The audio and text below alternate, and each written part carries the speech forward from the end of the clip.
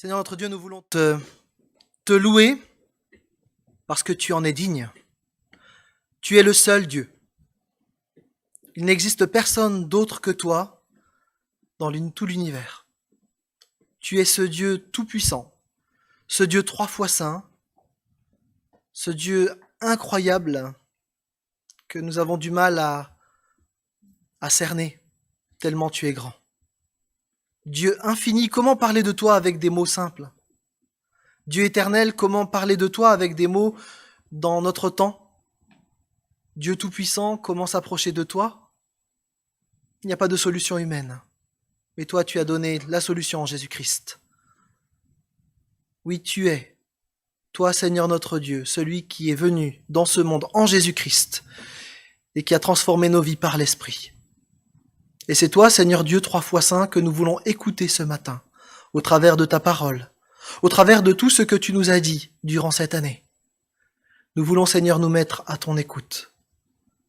Seigneur, parle-nous. Nous voulons prendre ce temps disponible devant toi pour entendre ce que l'Esprit a à dire à ton Église. Amen. Amen.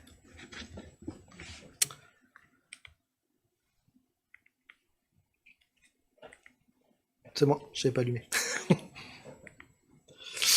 2020 se termine et il s'est passé bien des choses en 2020.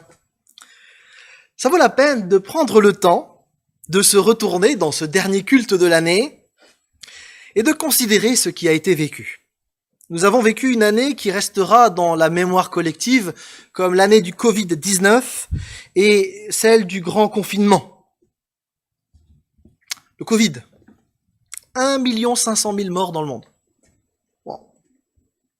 C'est de quoi marquer.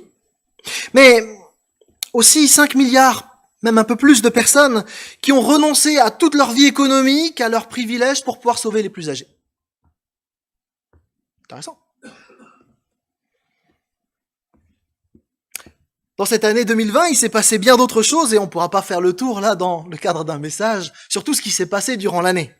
Mais j'aimerais rappeler quelques événements que peut-être on a oubliés dans ce mois de décembre parce qu'ils remontent un petit peu avant le Covid. En janvier, l'Australie a dû faire face à des incendies qui avaient commencé en août 2019. Méga incendie qui a brûlé plus de 18 millions d'hectares. 1 milliard d'animaux ont péri. Le 4 janvier, des records de température pour un mois de janvier ont été enregistrés dans la banlieue de Sydney, avec une température de 48,9 degrés Celsius.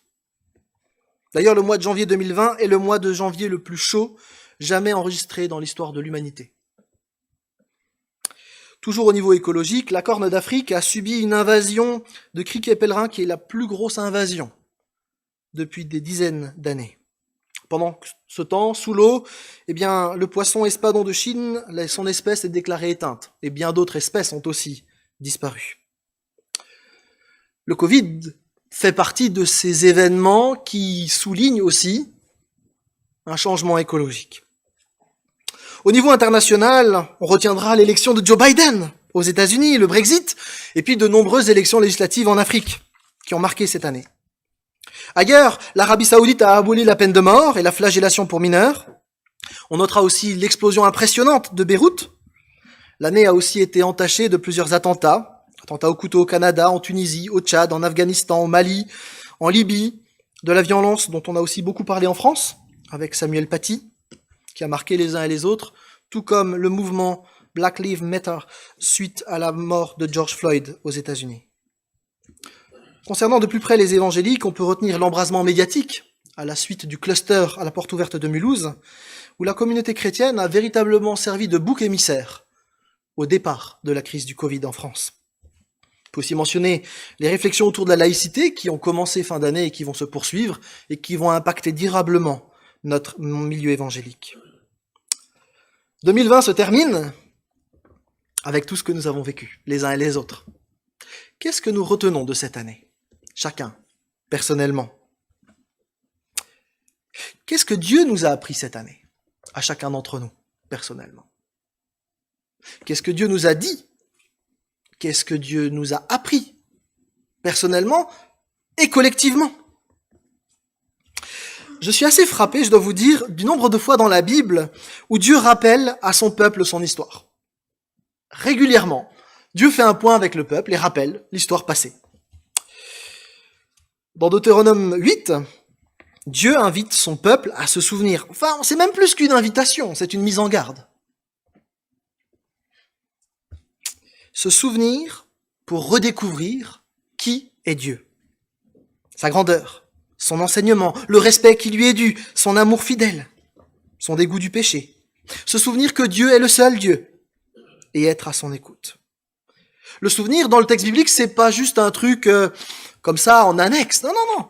Si on regarde bien, le souvenir dans le texte biblique joue un rôle essentiel, fondamental. D'ailleurs, le mot se souvenir, zakar en hébreu, est employé plus de 200 fois pour dire la présence du souvenir dans le texte biblique. En fait, comme le dit Michel Meslin, Israël est le premier de tous les peuples à avoir bâti ses relations avec son Dieu sur un souvenir sans cesse réactualisé. Où qu'il erre, où qu'il vive, souverain ou esclave, nomade ou agriculteur, Israël a toujours conservé la mémoire du Dieu de ses pères, d'Abraham, d'Isaac, de Moïse et de David. Le peuple de Dieu que nous sommes doit se souvenir. C'est un souvenir actif, un souvenir qui doit permettre de réaliser que ce Dieu qui a agi avec nous hier est le même qui nous parle aujourd'hui et le Dieu qui gère demain. Il est bon de se rappeler ce que Dieu a fait et ce que Dieu a dit. C'est une manière de le célébrer et de l'honorer aussi. En fait, toute notre foi chrétienne est basée sur la mémoire. Mémoire de ce que Dieu a fait avec son peuple dans l'Ancien Testament, mémoire de ce que Dieu a fait avec Jésus-Christ, avec les évangiles, ce que Dieu a fait au travers de l'Église qui commençait dans le livre des Actes, et mémoire des correspondances entre les apôtres et les églises. En fait, au travers de ce travail de mémoire, c'est le Saint-Esprit qui enseigne son peuple. Car Jésus-Christ est le même, hier, aujourd'hui et éternellement. Apprenant du passé, nous pouvons vivre le présent et nous tourner vers l'avenir. Il ne vous a pas échappé que dans les textes bibliques, il y avait des fêtes annuelles qui permettaient de se souvenir de ce que Dieu avait fait dans le passé. Moïse, Josué ont rappelé de nombreuses fois ce que Dieu a fait. La fête de la Pâque servait à ça. Les prophètes ont aussi rappelé à leurs contemporains les actions grandioses que Dieu avait fait autrefois. Les apôtres ont pris le temps de rappeler l'histoire, etc. Nous ferions bien, comme tous ceux qui nous ont précédés, de prendre le temps de nous arrêter et de regarder ce que Dieu a dit en 2020. Et c'est ce que j'aimerais vous proposer. Peut-être que lorsque vous allez fêter la nouvelle année, lorsque nous allons fêter la nouvelle année, nous pourrions aménager un temps, seul, en famille, avec nos amis, peut-être pour s'arrêter et considérer ce qui s'est passé en 2020, et en particulier ce que Dieu nous a appris en 2020. Un coup de regard dans le rétroviseur est parfois salutaire. En fait, on prend rarement le temps de s'arrêter et de se retourner. On enchaîne les jours, les semaines, les mois, et le temps passe tellement vite. Pour nombre d'entre nous, nous vivons le présent en essayant d'anticiper le plus possible l'avenir. Sauf que cette année 2020 nous a appris que produire l'avenir, c'est pas si simple. Il y a bien des choses qu'on ne maîtrise pas. La grande majorité des événements qui avaient été programmés fin 2019 pour 2020 ont été annulés. Alors que beaucoup voudraient tourner la page rapidement pour passer à autre chose dans une espèce de politique de l'autruche, sans se rendre compte que la troisième vague arrive, je crois que nous ne devons pas fermer les yeux, mais au contraire regarder avec lucidité ce qui s'est passé. Et en Église, prendre le temps d'une pause pour ce dernier message de l'année, pour essayer de considérer ce que Dieu a dit. Je dois vous avouer que lundi, j'avais préparé un autre message. J'avais préparé un super texte, la suite de l'histoire de Noël, la fuite en Égypte, tout ça. Et Dieu m'a vraiment mis à cœur de nous arrêter et de regarder tout ce qu'il avait dit durant l'année. Et j'ai été bluffé de voir tout ce que Dieu avait dit cette année. Et donc j'aimerais avec vous maintenant essayer de regarder ce que Dieu nous a dit. Parce que Dieu parle chaque dimanche, par la louange, par la présidence, par les textes bibliques lus, par la prédication, mais il parle aussi de manière globale sur une année. Et donc que vous ayez été présent ou pas, bien on va regarder ce que Dieu a dit cette année. En janvier dernier, pour le premier message de l'année 2020, loin d'imaginer tout ce qui allait se passer, avec Louis, nous avions choisi un verset comme mot d'ordre pour l'année. Probablement que plus personne ne se souvient de ce verset. Il s'agissait du psaume 103, verset 2. « Mon âme bénit l'Éternel et n'oublie aucun de ses bienfaits. » L'année qui vient de s'écouler, elle a apporté son lot de défis, de questions, parfois d'incompréhension. Et en même temps, en nous retournant, la première des choses que nous devrions faire, c'est exprimer notre reconnaissance à Dieu. Déjà parce que nous sommes en vie, parce que nous sommes ensemble dans cette salle, parce que nous pouvons célébrer Dieu, parce que nous avons une chaîne YouTube sur laquelle beaucoup de nos amis peuvent suivre le culte. Ce ne sont là que quelques motifs de rendre gloire à Dieu. En fait, tout ce qui est bon dans nos vies vient de lui. Et nous devons exprimer un merci à notre Dieu, personnellement, mais aussi collectivement en Église. Merci, Seigneur, pour tous les cadeaux que tu nous as offerts en 2020. Mais il y a plus. En regardant les notes, j'ai été surpris, parce que la conclusion du premier message de l'année, puisque j'ai dans les notes, était la suivante. Ce texte qui ouvre 2020 nous invite à bénir l'Éternel et à réaliser que tout n'est pas entre nos mains, et que quoi qu'il arrive, notre année ne sera pas réussie en fonction de ce que nous ferons ou ne ferons pas. Ce ne sont pas nos performances qui vont déterminer si 2020 sera ou non une bonne année, mais c'est dans notre attachement à Dieu que nous pourrons mesurer si ce fut une bonne année. Avec tout ce qu'on a vécu, cette conclusion, elle résonne particulièrement, je trouve. Dieu avait peut-être cherché à nous préparer, ou au moins il nous interpellait sur le fait de ne pas tout mettre dans le faire, mais de nous confier en lui. Alors oui, mon âme bénit l'Éternel, et n'oublie aucun de ses bienfaits. Début de l'année 2020, avec Evelyne, avec Samuel, avec l'ensemble des prédicateurs, nous avons décidé de faire toute une série sur les psaumes. Parce que notre vie chrétienne ne se résume pas à avoir un Dieu qui nous fait du bien, qui nous encourage, qui nous ceci, qui nous cela. Ça reviendrait à centrer notre foi sur nous-mêmes. Or, les psaumes nous invitent à tourner nos regards vers Dieu. Et donc, nous avons considéré qui est Dieu au travers des psaumes. Avec le psaume 1, nous avons vu que Dieu nous parle. Puis ensuite, que Dieu est victorieux et souverain. Que Dieu est le Dieu qui secourt. Le Dieu qui nous donne la paix. Le Dieu que l'on peut appeler lorsque nous sommes en difficulté. Le Dieu créateur. On a continué notre série avec le fait que Dieu est un Dieu merveilleux. Qu'il est un Dieu parfois silencieux, mais toujours souverain. Un Dieu qui regarde au cœur et qui fait justice. Un Dieu qui est fidèle jusque dans la mort. Il n'y a pas un seul moment de notre vie qui échappe à la souveraineté de Dieu. Il est toujours présent. Dieu est le Dieu qui libère et qui délivre, le Dieu qui se révèle, le Dieu qui se donne par amour. Pas un Dieu lointain qui laisserait les humains se dépatouiller dans leurs difficultés, mais un Dieu qui est venu dans notre humanité pour nous rejoindre là où nous sommes. Ce Dieu-là. Un Dieu qui conduit, tel un berger, qui est proche de nous, et en même temps un Dieu qui est roi, qui est absolument souverain, qui n'a pas d'égal. Un Dieu qui pardonne et qui sauve en même temps celui qui se repent.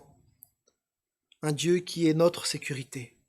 Autant de caractéristiques que nous avons évoquées semaine après semaine, avant le Covid, qui nous permettaient de réaliser que notre Dieu est le Dieu souverain, en qui nous pouvons nous confier et que nous sommes appelés à honorer. Le dernier psaume de la série était le psaume 29, qui nous invitait à rendre gloire à Dieu. Dans ce psaume, tout tourne autour de la puissance et de la domination absolue de Dieu. Sa voix domine le monde.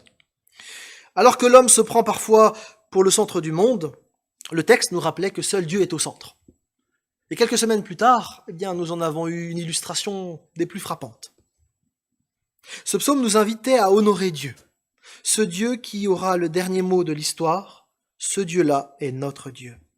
Et la conclusion insistait à ce moment-là sur ce qui compte, ce n'est pas tant que ce que nous faisons, mais la relation que nous cultivons avec lui, avec ce Dieu qui domine tout. De nouveau résonnait cette idée que ce n'est pas simplement faire des choses qui comptent pour Dieu, mais notre attachement à lui, à vivre en sa présence. Alors suite à ce message, on a commencé une nouvelle série. Une série qui était sur la croissance de l'Église, et on a dû arrêter cette série parce que le confinement a commencé. Lors d'une allocution présidentielle que vous avez probablement suivie, nous avons appris les modalités d'un confinement que nous avions anticipé 2 semaines avant dans l'Église, en fermant l'Église plus tôt pour éviter tout risque. Et je veux saluer ici la sagesse du Conseil d'Église d'avoir pris cette décision. Brutalement, la vie économique s'est arrêtée. quelque chose que personne n'imaginait possible s'est produit. Le monde s'est littéralement arrêté à cause d'un virus invisible à l'œil nu. L'homme qui se croyait tellement fort, tellement autonome, tellement puissant avec sa technique, avec ses moyens, s'est retrouvé à l'arrêt à cause d'un virus qu'on ne voit pas à l'œil nu. Et alors a résonné, ici comme ailleurs, un verset que vous avez probablement croisé durant ce temps de confinement. Arrêtez et sachez que je suis Dieu. Dieu n'est pas juste un truc à notre service quand nous en avons besoin. Il est Dieu, le Dieu absolu, le Dieu souverain, le roi de toutes choses, le maître absolu. Nous avons fait à ce moment-là une redécouverte. Nous ne sommes pas tout-puissants. Nous sommes fragiles comme la fleur des champs, qui fane bien vite. On a eu plusieurs signes de cette fragilité. Des discours contradictoires entre scientifiques, savants, chercheurs, des tâtonnements par-ci, par-là, des protocoles changeants qui ont été mis en place au niveau mondial. On avait parfois du mal à s'y retrouver, mais en fait personne ne s'y retrouvait à ce moment-là. Personne ne savait plus grand-chose. L'humanité retrouvait là sa fragilité et se sentait souvent démunie. Les chrétiens aussi se sont sentis démunis. Mais nous avons peut-être redécouvert à ce moment-là que la seule valeur stable, solide, l'appui fidèle, c'est Dieu. Dans ces moments-là, on le redécouvre d'une manière toute particulière. Dieu est notre appui, on l'a redécouvert aussi d'une manière particulière parce qu'à ce moment-là, effectivement, au niveau des évangéliques, nous étions particulièrement regardés avec suspicion. Et nous ne pouvions que nous attendre à Dieu pour sortir de cette situation. Au niveau de l'église locale, eh bien, on s'est retrouvé sur Zoom, un logiciel que tout le monde a appris à maîtriser en quelques mois, avec plus ou moins de joie, avec les connexions à l'audio qui étaient compliquées parfois, en tâtonnant d'abord, mais toujours avec ce désir d'honorer Dieu en église, de nous retrouver. Et j'aimerais ici remercier tous ceux qui ont permis que ces rencontres soient possibles. Et une mention spéciale peut-être à Sébastien qui n'a pas compté les heures. Une chance de t'avoir aujourd'hui aussi. Et puis aussi Maxime et Claude. Et j'aimerais vous témoigner d'une expression communautaire de notre reconnaissance pour tout ce que vous avez fait. Avec eux, beaucoup d'entre nous se sont mobilisés de bien des manières pour téléphoner, pour encourager, pour écrire, même si face aux circonstances brutales et violentes que nous avons vécues, le sentiment de solitude a prédominé. Et c'est assez logique. La violence de la situation faisait que personne ne pouvait compenser, mais plusieurs ont essayé, avec leurs moyens du bord, pour faciliter la vie. Et Dieu s'est servi, ici et là, de ce que nous essayons de mettre en place, chacun. C'est à ce moment-là que nous avons aussi redécouvert que l'Église, ce sont d'abord des relations vraies où l'on se voit, où l'on partage, où l'on vit des choses ensemble. Sans la relation réelle, physique, il n'est pas facile de vivre l'Église. Le virtuel, l'Église 2.0 et la Zoom Communion, ce n'est pas l'Église. Ce sont des moyens qui permettent de ne pas perdre le contact. Mais l'Église, c'est d'abord quelque chose à vivre réellement ensemble, devant Dieu, avec Dieu. Finalement, ce confinement qui a été un révélateur aussi d'une tendance qui était à l'isolement, mon Dieu, à moi, tout seul dans mon coin, on s'est rendu compte que poussé à l'extrême, ce n'est pas satisfaisant. Dieu a voulu l'Église et nous profitons largement de la communion les uns avec les autres. Alors chacun de nous, dans cette période de confinement, réagit différemment. Certains ont trouvé un repos très apprécié. Pour d'autres, ça a été un temps insupportable de reconfiguration professionnelle où il fallait changer tout le temps les protocoles. Pour d'autres, il fallait tout réinventer. D'autres encore l'ont vécu comme une prison. En tous les cas, soudainement, toutes nos habitudes de vie ont été reconfigurées. Et Dieu, dans tout ça. Eh bien, dans ce moment inédit, je ne sais pas comment vous l'avez vécu, mais il me semble que Dieu a parlé à nouveau. Il a parlé à de nombreuses personnes qui se sont arrêtées, qui se sont questionnées sur leur manière de vivre. La course à l'argent, la course à la performance a été remise en question. Et Dieu a été remis en priorité dans de nombreuses vies, dans de nombreuses familles. Les écoles du dimanche s'arrêtant, il fallait bien que les familles reprennent en main l'enseignement des enfants. Et c'est une bonne chose, parce que c'est la responsabilité première des parents. L'Église ne vient que comme support. Dans cette période, Dieu n'a pas cessé d'être avec nous. En Église, il nous a parlé en particulier au travers de l'histoire d'Esther, nous rappelant que nous pouvons être en paix, même confinés.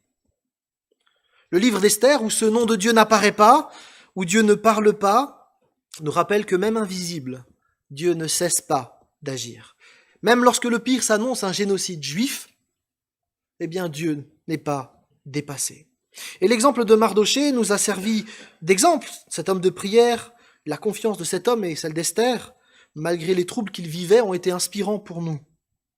Dieu, dans ces moments, a continué de nous parler et nous a invités à placer notre confiance en lui. Les faux appuis de ce monde étaient démasqués. Il ne restait plus que Dieu. Comme en miroir à Mardochée, eh bien l'Église vivait un marathon de prière avec une participation importante des uns et des autres, qui priaient les uns pour les autres. Des études ont aussi été proposées par Evelyne pour des petits groupes ou pour prendre du temps seul avec Dieu, autour d'un café ou autre chose.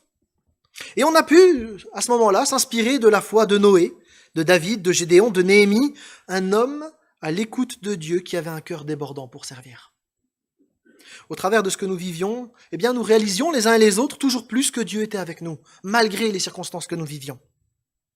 Plus que cela, Dieu nous invitait à prendre notre part, notre place dans ce temps particulier, et de pas juste attendre, de finalement passer de personnes qui subissions la Covid-19 à des gens qui agissaient pour la gloire de Dieu dans ce contexte.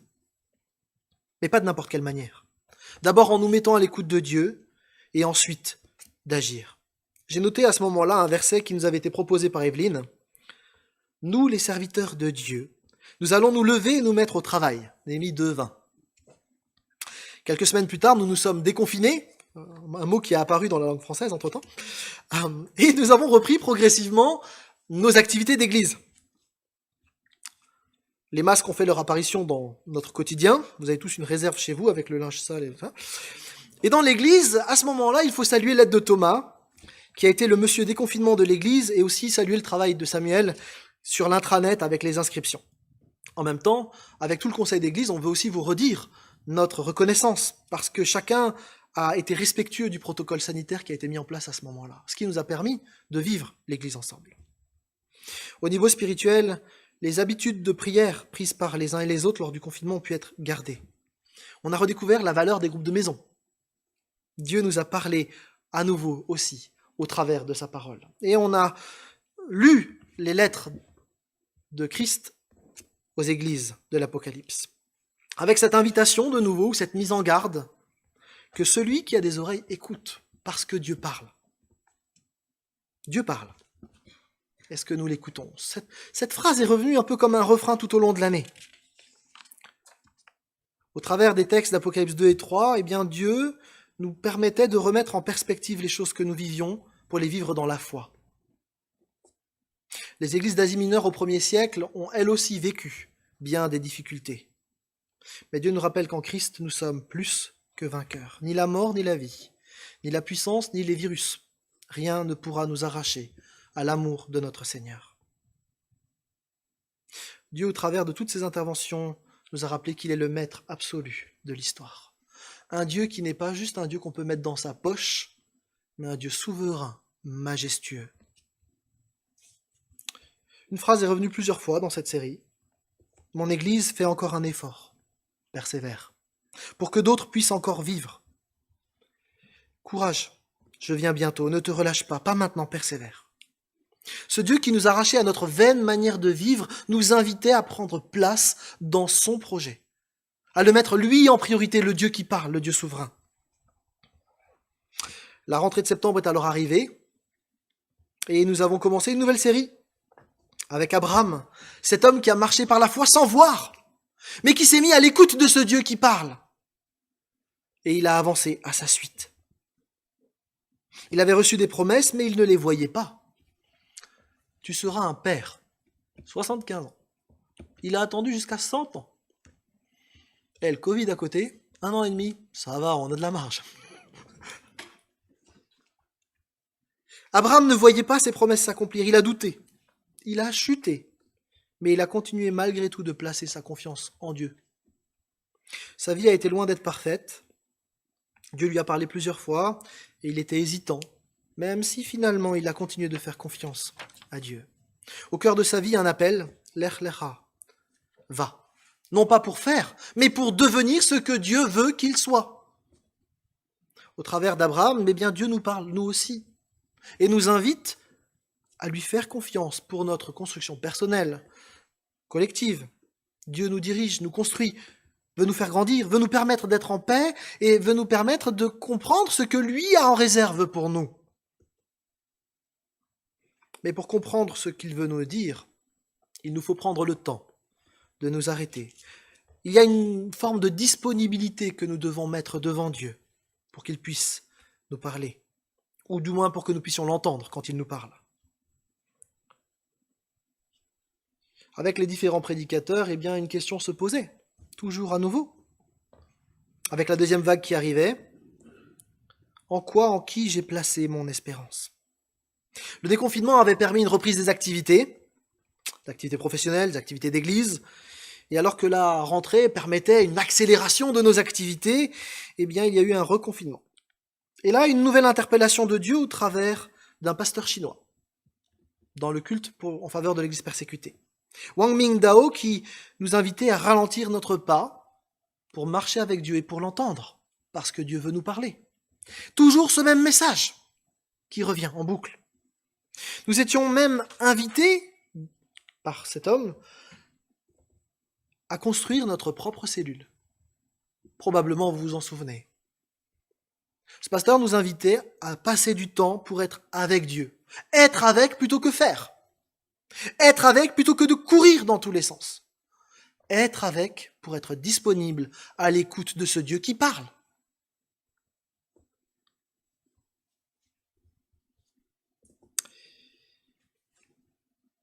Il paraît qu'avec ce deuxième confinement, Netflix, Disney+, et toutes les autres plateformes ont explosé leur record d'abonnés.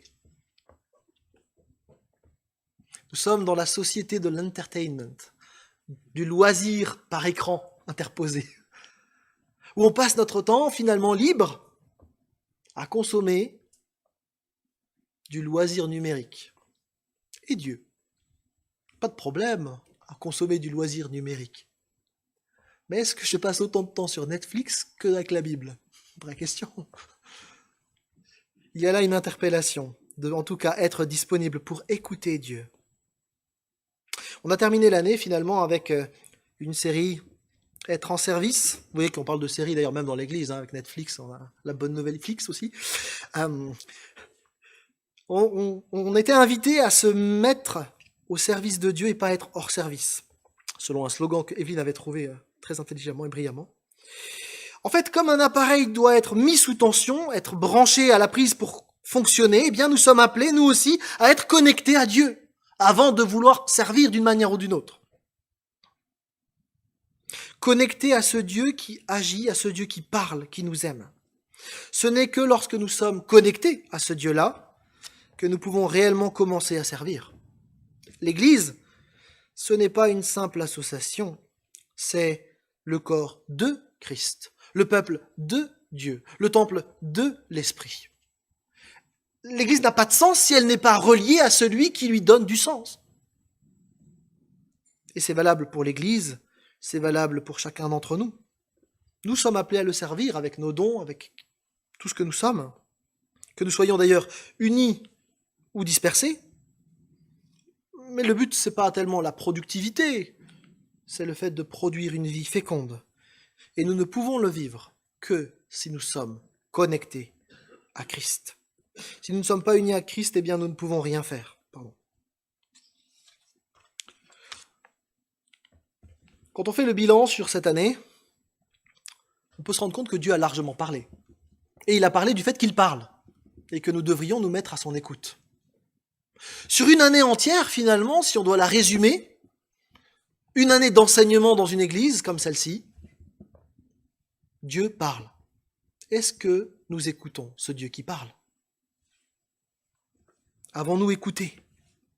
Est-ce que notre vie de piété a changé durant cette année 2020, où nous avons eu plus de temps? Dieu n'a pas arrêté de nous rappeler que l'essentiel est en lui. Et alors que 2020 se termine et que l'avenir reste incertain, il est bon de reprendre finalement ce que nous avons dit la semaine dernière. Dieu avec nous, Emmanuel. Toi, tu as un avantage du coup. Mais Dieu avec nous. Mais est-ce que nous sommes avec Dieu? Pour le dire un peu trivialement. Bien sûr, Dieu vit en nous par l'Esprit. Mais écoutons-nous quand Dieu parle? Sommes-nous disponibles à son écoute, prêts à obéir comme le fit Abraham, prêts à lâcher la barque comme les disciples? Nous disons Seigneur, Seigneur, mais est-ce que nous le suivons, ce Seigneur? Oui, ensemble, en Église, nous pouvons dire que Dieu a été avec nous en 2020, qu'il nous a parlé de diverses manières, et ensemble, en nous retournant, en nous souvenant de ce qui s'est passé, nous pouvons lui dire notre reconnaissance comme nous y étions invités, en tout début d'année. Mon âme bénit l'Éternel, et n'oublie aucun de ses bienfaits. Notre Dieu est un Dieu vivant. Il agit, il parle, et il parlera encore en 2021. Nous voulons nous souvenir de tout ce qu'il nous a donné, nous appuyer sur lui pour l'année qui va commencer, dans quelques jours. Nous appuyer sur lui parce qu'il y a un certain nombre d'incertitudes qui arrivent pour 2021. Nous ne voulons pas nous appuyer sur quelqu'un d'autre que sur ce Dieu qui agit, qui parle, ce Dieu qui est souverain, ce Dieu qui est tout-puissant, ce Dieu qui nous a parlé cette année et qui continuera de marcher avec nous parce qu'il est Dieu avec nous. Je vous propose de terminer avec ce verset d'Habakkuk 3, versets 16 à 19. Est-ce que quelqu'un veut le lire, ce verset? Sur YouTube, vous le lisez vous-même, et dans la salle, on va le lire ici. Vas-y. J'ai entendu cette nouvelle. J'en suis tout bouleversé. Mes lèvres balbutient et mes os se tisonnent. Je reste là, tremblant. Puisqu'il me faut attendre sans bouger le jour où la détresse fondra sur l'ennemi qui doit nous assaillir. Mais moi, c'est à cause de l'Éternel que je veux me réjouir. J'exulterai de joie à cause du Dieu qui me sauve. L'Éternel, le Seigneur, c'est lui ma force. Il rend mes pieds pareils à ceux des biches. Il me fait cheminer sur les lieux élevés. Merci.